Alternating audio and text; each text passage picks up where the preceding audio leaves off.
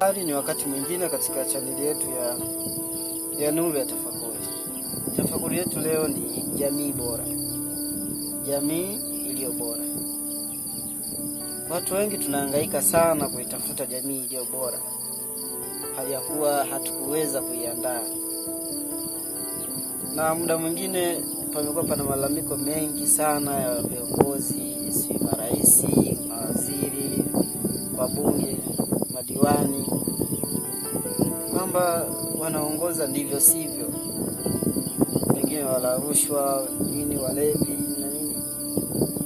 Lakini wakati tunalalamika, hatujui hata huyu rais, huyu mbunge, waziri alipitia kwenye malezi gani mpaka sasa hivi leo hii anaishi kwenye jamii yetu.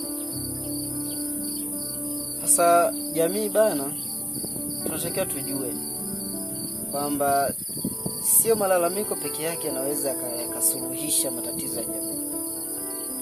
Lakini wale tayari wameshakuwa viongozi, tunatarajia waingie viongozi wengine baada ya wao kuondoka.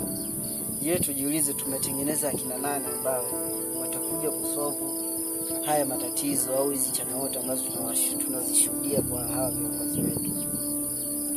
Kwa hiyo usilalamike sana wakati wewe una mtoto ambaye hauwezi kumsimamia.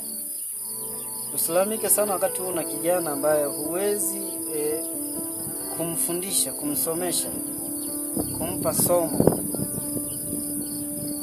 Unalalamikaje wakati wewe mwenyewe kwa mtoto wako tu ufanye jitihada?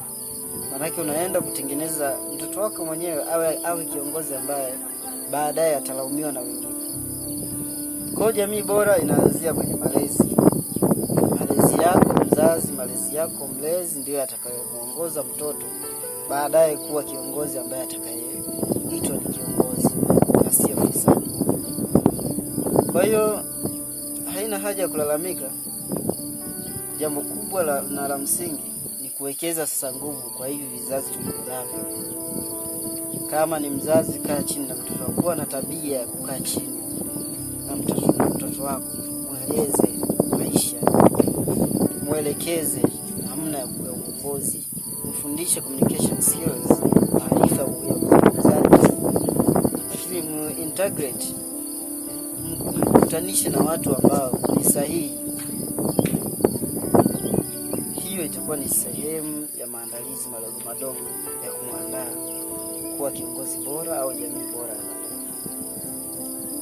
Kwa hiyo tusiwekeze sana katika malalamiko, tuwekeze katika malezi. Hakika malezi ndio yanayojenga jamii iliyokuwa bora. Na bahati mbaya zaidi wazazi, kwa wale wazazi walezi, usimfundishe mtoto kusema, lakini mfundishe mtoto nini anachotakiwa kusema. Kumfundisha mtoto kusema mama, sema baba, no, hiyo haitoshi. Ila mfundishe nini anachotakiwa kusema. Anatakiwa ongee na kinani kwa staili gani, kwa hivyo ni hatua ndogo ndogo za